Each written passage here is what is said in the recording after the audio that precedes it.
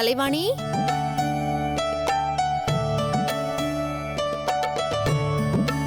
கலைவாணி,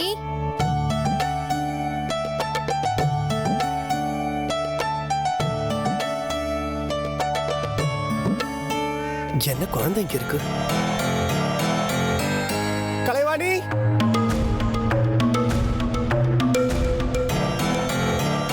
கலைவாணி, காயத்ரி, காயத்ரி. வரேன் சூர்யா. கலைவாணி எங்க இருக்க? என்ன காயத்ரி இது? குழந்தைங்க தனியா விட்டுட்டு போயிருக்கா? குழந்தை கீழே விழுந்துச்சுன்னா என்னத்துக்கு ஆறுது? எங்க போனா இவ? அங்க பாத்தீங்களா? பார்த்துதான் வந்தேன். கலைவாணி, இந்த உலகத்துல கடவுள்னு ஒருத்தர் இருக்கிறது உண்மைனா அவரு என் குழந்தைய காப்பாத்துட்டோம். காயத்ரி, அங்க என்னமோ அழுகிற சத்தம் கேக்குது, என்னன்னு பாரு.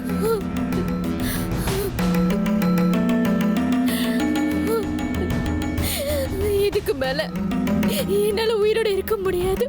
நான் போயிடுறேன். என்னால இந்த உலகத்துல யாருக்கும் எந்த கஷ்டமும் இருக்க கூடாது.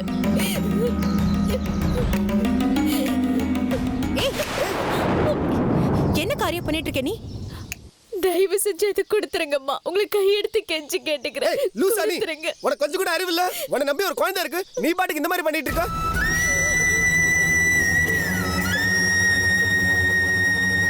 ஏன்டி இப்படி பண்றீங்க எல்லாரும்?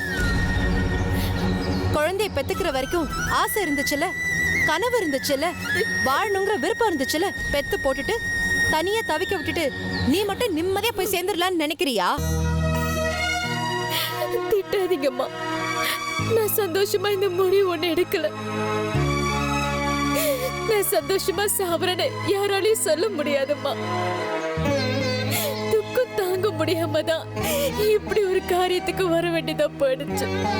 வாழ முடியாத எல்லையில எல்லாருமா சேர்ந்து கழுத்து பிடிச்சு தள்ளுறப்போ செத்து தினமா தீர வேண்டியது இருக்கு. ஏய், அறிஞ்சிருவ உன்னை. என்ன பேச்சதெல்லாம்?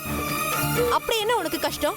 ஒரு வேலையில இருக்க, மாசம் பிறந்தா சம்பளம் வரும், வேலைக்கு சாப்பாடு கிடைக்குது, தங்க இடம் இருக்கு, குழந்தைய வச்சுக்கிட்டு வாழ்ந்து காட்ட முடியாதா? ஊர் உலகத்துல புருஷன் இல்லாத பொண்ணுங்களே இல்லையா? அட, உன் புருஷன் ஓடி போகலடி, செத்து போயிட்டா நினைச்சுக்க. உன்னால வாழ முடியாது? முடியுமா? யாராவது ஒரு சப்போர்ட் சாட்சிக்கிறதுக்கு ஒரு தோல் இருக்கிற பட்சத்துல வேற யாரு கூட இல்லைனாலும் வாழ்ந்துடலாமா? ஆனா உறவுன்னு சொல்லிக்க எனக்கு இருக்கிறது என் அப்பா மட்டும்தான்மா. இந்த குழந்தையோட நான் இருக்கிற வரைக்கும் உனக்கும் எனக்கும் எந்த உறவும் இல்லைன்னு சொல்லிட்டாருமா. இனிமேல நான் எங்க போவேன்? தப்பா பேசிட்டு இருக்க கலை. நீ பண்ணிட்டு இருக்கிறது ரொம்ப பெரிய தப்பு. இது ஒரு கோழத்தனம்னு உனக்கு புரியலையா? ஒரு பொறுப்பை தட்டி கழிச்சிட்டு போறதை விட அசிங்கம் வேற எதுவுமே இல்ல. என்ன கேட்டா உன் புருஷன் பண்ணிட்டு போன அசிங்கத்தை விட இப்ப நீ பண்றதுதான் பெரிய அசிங்கம். இருக்கலாமா? கஷ்டத்துல வாழ்ந்த இந்த ஜென்மத்துக்கு அசிங்கன்னு தனியா எதுவும் தெரியாதும்மா. ஆண்டவன் எனக்குன்னு ஒரு அழகான குழந்தைய கொடுத்திருக்கான். ஆனா வளர்க்கறதுக்கு வழி இல்லாம பண்ணிட்டாமா. வீட்டு விட்டு வெளியில போனா பாக்குறவங்க எல்லாம் என் புருஷனை பத்தியே கேக்குறாங்க. அப்ப இல்லாத புள்ளன்னு சொல்ற வாயெல்லாம் அப்ப பேர் தெரியாத புள்ளன்னு பேச ஆரம்பிக்கிறதுக்கு ரொம்ப காலம் ஆகாதும்மா. ஊர்ல யார் வேணாலும் என்ன வேணாலும் பேசிட்டு போட்டோம், சந்தேகப்பட்டுக்கிட்டோம். அத பத்தி நான் கவலைப்படலம்மா. ஆனா நாளை பின்ன என் புள்ள வளர்ந்து பெரியவனாகி உண்மையிலேயே உன் புருஷனுக்கு தான் நான் பிறந்தனான்னு கேட்டானா, இல்லைன்னா வேற யாருக்காவது பிறந்தனான்னு கேட்டுட்டானா, அந்த வார்த்தையை கேட்கறதுக்கு பதிலா நான் இப்பவே செத்து போயிடலாமா? கலை, வேணாம். தயவு செஞ்சு இப்படி எல்லாம் பேசாத.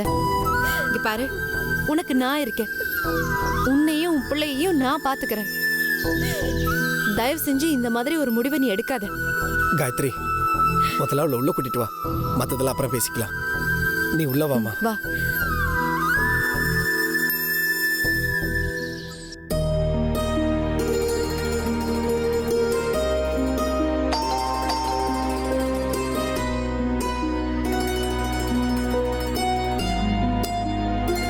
வாங்க சுரேஷ், வாங்க வாங்க, உட்காருங்க உட்காருங்க உட்காருங்க.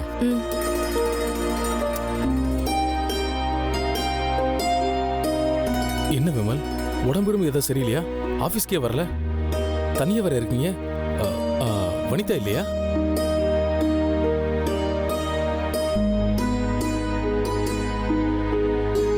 விமல், என்னாச்சு? ஏன் ஒரு மாதிரியா இருக்கீங்க? வீட்ல ஏதாவது ப்ராப்ளமா? நத்திங் ரேணுகா, எல்லா குடும்பத்திலையும் ஏதோ ஒரு கட்டத்தில் வரக்கூடிய வழக்கமான ப்ராப்ளம் தான் என் குடும்பத்திலையும் வந்திருக்கு. என் வைஃபு இப்போ இங்கே இல்லை, அவங்க அம்மா வீட்டுக்கு போயிட்டா.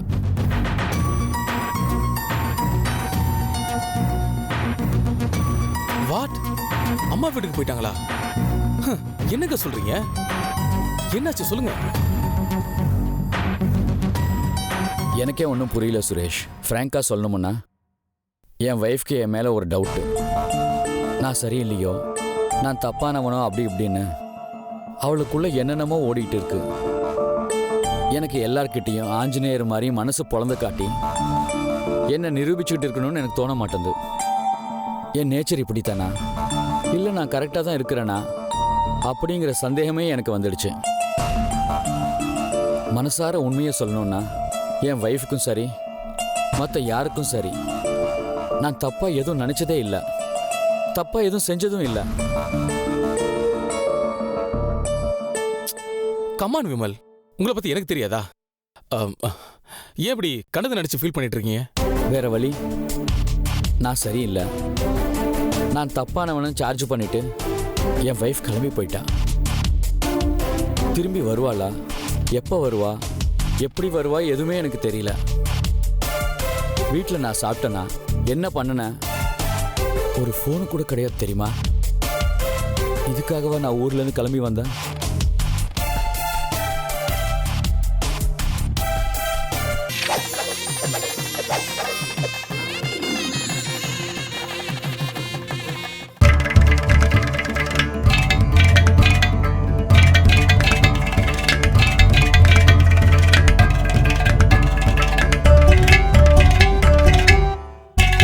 எல்லாருக்கும் நமஸ்காரம். நான் கடம் விக்கு விநாயகராம். விக்கு டிவி என்கிற ஆன்லைன் சேனலை ஆரம்பிச்சிருக்கிறோம். முழுக்க முழுக்க சங்கீதத்துக்காகவே ஆரம்பிக்கப்பட்டது. இந்த சேனலில் இன்னும் பலவிதமான சுவாரஸ்யமான நிகழ்ச்சியெல்லாம் வரப்போகுது. இதற்கு உங்களுடைய ஆதரவு மிக்க அவசியம்.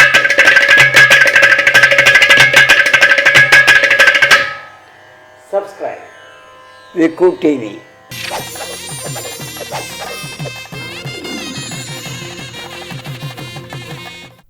விமல், நீங்க வருத்தப்படாதீங்க. நாங்க வேணா அவங்க வீட்ல போய் பேசி பார்க்கட்டுமா? கரெக்ட் கரெக்ட், நம்ம 2 பேருமே போவோம்.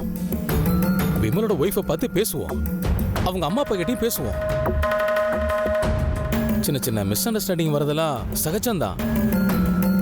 பட் கரெக்டா புரிய வேண்டியதை சொல்லி புரிய வச்சிட்டோம்னா ப்ராப்ளம் சால்வ் ஆயிடும்ல. வேண்டாம் சுரேஷ், தயவு செஞ்சு வேண்டாம். நீங்கள் போய் பேசுறதுனாலையோ வேற யார் போய் பேசுறதுனாலையோ எந்த பிரயோஜனமும் இருக்கும்னு எனக்கு தோணலை. அப்படி ஒருவேளை நீங்களும் ரேணுகாவும் போனீங்கன்னா நான் சொல்லி கொடுத்து அனுப்பி வச்சதா அவள் சொல்லுவா. அவள் கேரக்டர் அப்படி, அவள் டெம்பர்மெண்ட் அப்படி. எனக்காக நீங்கள் போய் அசிங்கப்பட்டு வர வேணாம் பாருங்க. அந்த மாதிரில ஏன் நினைக்கிறீங்க? இந்த மாதிரி கஷ்டமான நேரத்தில் ஹெல்ப் பண்ணலன்னா அப்புறம் ஃப்ரெண்ட்ஷிப்புக்கு என்ன மரியாதை? லுக் விமல், உங்க ஒய்ஃப் எங்களை தப்பாவே நினைச்சாலும் நாங்கள் அதை தப்பா எடுத்துக்க மாட்டோம். ப்ளீஸ் சுரேஷ், தயவு செஞ்சு வேண்டாம். இது என்னுடைய பர்சனல் ப்ராப்ளம். இது எப்படி சார்ட் அவுட் பண்ணுறதுன்னு எனக்கு தெரியும், நானே பார்த்துக்கிறேன். பட் என் மேலே இவ்வளோ அக்கறையா நீங்கள் 2 பேரும் வீடு தேடி வந்து விசாரிக்கிறது எனக்கு கொஞ்சம் ஆறுதலாக இருக்கு. இது போதும் எனக்கு, இன்னைக்கு ராத்திரி நிம்மதியாக தூங்குறதுக்கு. விமல், நீங்க என்ன சாப்பிட்டீங்க? நான் வேணா சமைக்கட்டுமா? அதெல்லாம் ஒன்றும் வேணாங்க. டீ சாப்பிட்டா பெட்டராக இருக்கும்னு தோணுது, அது மட்டும் போட்டு தரீங்களா? ஷூர், இருங்க. என்ன விமல் இதெல்லாம்? எனக்கு எவ்வளவு சங்கடமா இருக்கு தெரியுமா? நீங்க எவ்வளவு ஜாலியான உற்சாகமான மனுஷன். ஜோக் அடிச்சுக்கிட்டு எல்லாரும் சிரிக்க வச்சுக்கிட்டு சகஜமா பேசிக்கிட்டு உங்களை போய். அதுதான் என்னுடைய ப்ராப்ளமோன்னு எனக்கு தோணுது சுரேஷ். நான் எல்லார்கிட்டேயும் சோஷியலாக பழகிறது, ஜாலியாக இருக்கிறது, சந்தோஷமாக இருக்கணும்னு நினைக்கிறது என் ஒய்ஃப்க்கு உறுத்தலாக இருக்குது. தன்னை தவிர வேற யார்கிட்டையும் பேசக்கூடாதுன்னு அவள் விரும்புகிறா. ப்ராக்டிக்கலாக இதெல்லாம் எப்படி முடியும்னு எனக்கு தெரியல.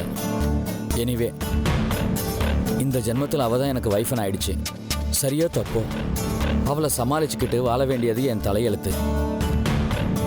பார்ப்போம் என்ன முடியுது, எங்கே போய் முடியுது, எப்படி இந்த ப்ராப்ளத்தை சால்வ் பண்ணுறதுன்னு பார்ப்போம். கவலைப்படாதீங்க விமல். இந்தாங்க. தேங்க்ஸ் ரேணுகா. எடுத்துக்கோங்க.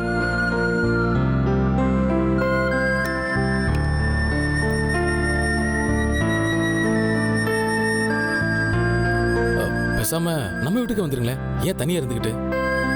இல்லை சுரேஷ், நீங்கள் கிளம்புங்க. டைம் ஆயிடுச்சு. எனக்கு ஒன்றும் பிரச்சனை இல்லை. கொஞ்ச நேரம் டிவி பார்த்துக்கிட்டே தூங்கிடுவேன்.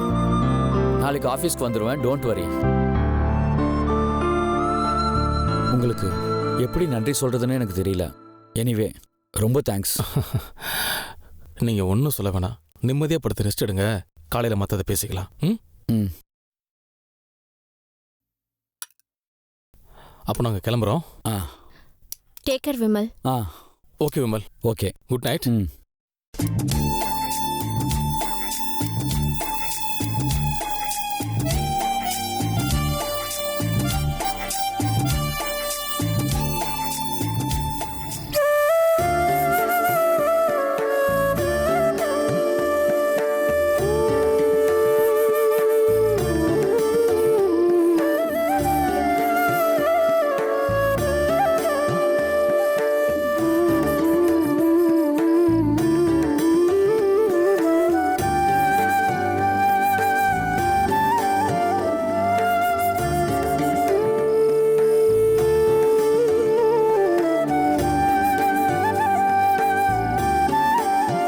காயத்ரி, இந்த நேரத்தில் வந்து இங்க நின்றுட்டு இருக்கா?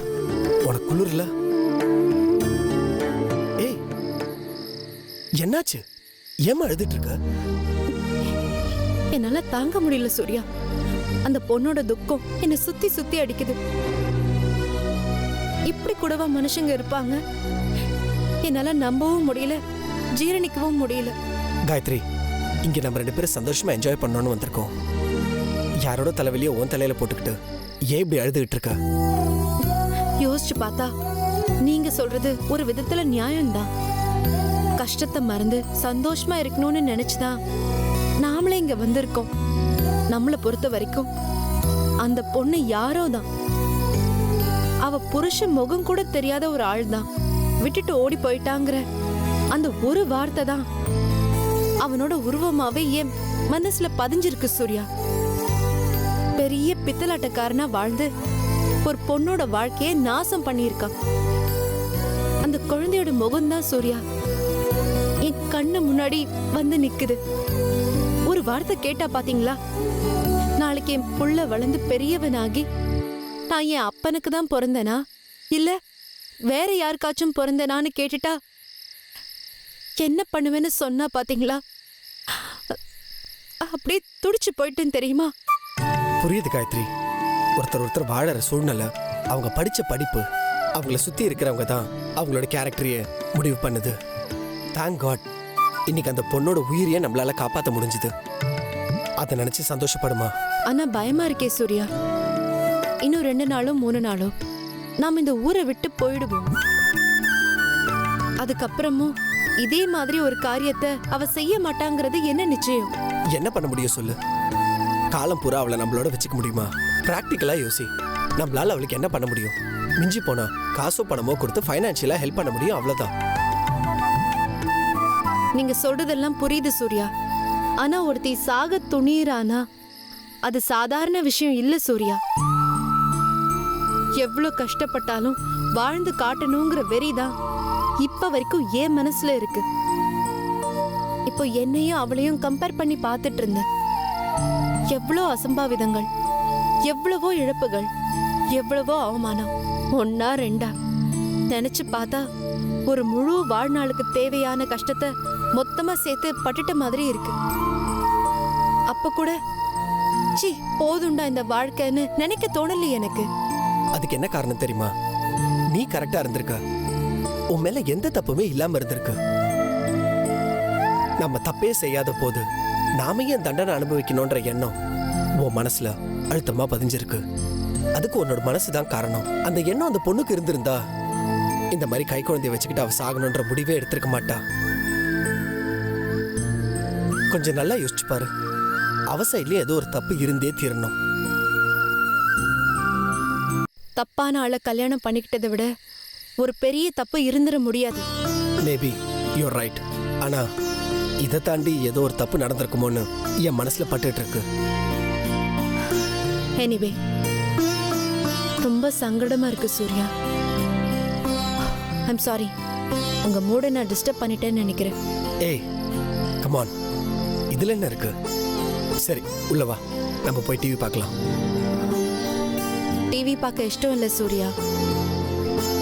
சரி நாம ஏன் எங்கேயே நின்றுட்டு இருக்கணும்? கிளைமேட்டை பாரு, குளிருது. உள்ள போலாம் வா. எனக்கு இன்னும் கொஞ்ச நேரம் இங்கேயே இருக்கணும்னு போல தோணுது. இங்க பாரு, நீ வெளியே போலான்னு சொன்னதுக்காக தான் நானே உனக்கா இந்த ஊருக்கு வந்தேன். அந்த வரதனுக்கு பயந்துட்டுலாம் நான் ஒன்றும் இந்த ஊருக்கு வரல. ஸோ ப்ளீஸ் என்னை கொஞ்சம் புரிஞ்சுக்கோ. ஏன் ஓகே சாரி, தப்புன்னு தெரியுது. ஆனா இட்ஸ் ஓகே, ஆல்ரைட் சூர்யா, நானே என்னை மாத்திக்கிறேன். எங்கேயாவது போலாமா? ஜாலியா சுத்தலாமா? சூப்பர், இப்ப சொன்னியே இது கரெக்டான மேட்ரு. ஆனா இப்ப வேணாம். நாளை காலையில கண்டிப்பா வெளியே போவோம். Maybe let's do something interesting now. உனக்கு இந்த நேரத்துல என்ன வேணும்னு கேளு. இந்த ஊர்ல எங்க இருந்தாலும் நான் உனக்கா வாங்கிட்டு வரேன்.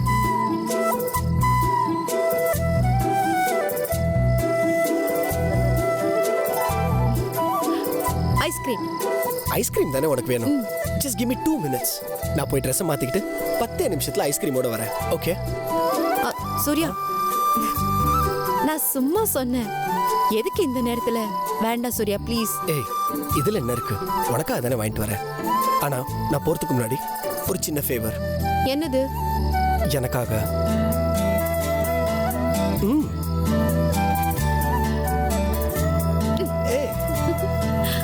ஐஸ்கிரீம் வாங்கிட்டு வாங்க, அதுக்கப்புறம் கொடுக்குறேன். சரி பாய்.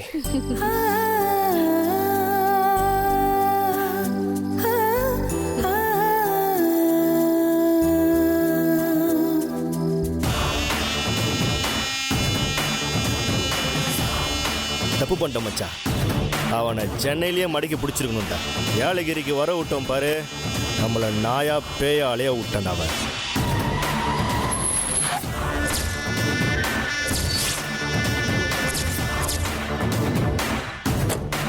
அண்ணன் கூட நம்ம மேலே செம்ம காண்டா இருக்காரு. நாளைக்கு காலைக்குள்ள அவன் கிடைக்கல நம்மளை உண்டு இல்லைன்னு பண்ணிடுவாரு. எனக்கு அதான்டா பயமா இருக்குது.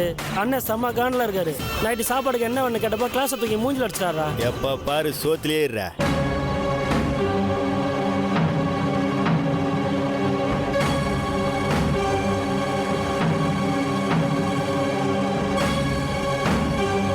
விடக்கூடாதுடா.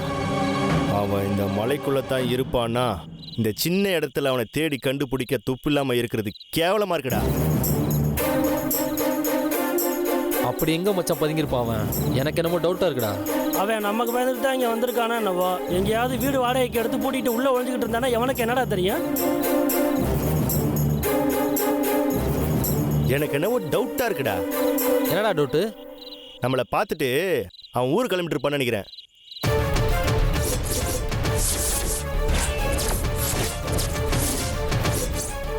அங்க பாரு சூர்யா மறையில.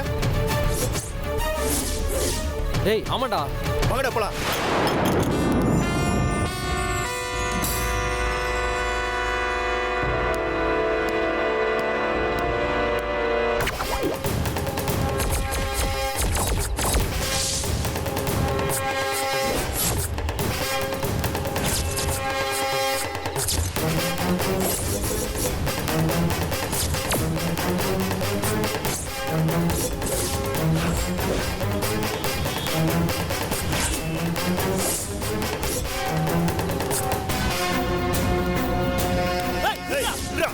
நில்றா.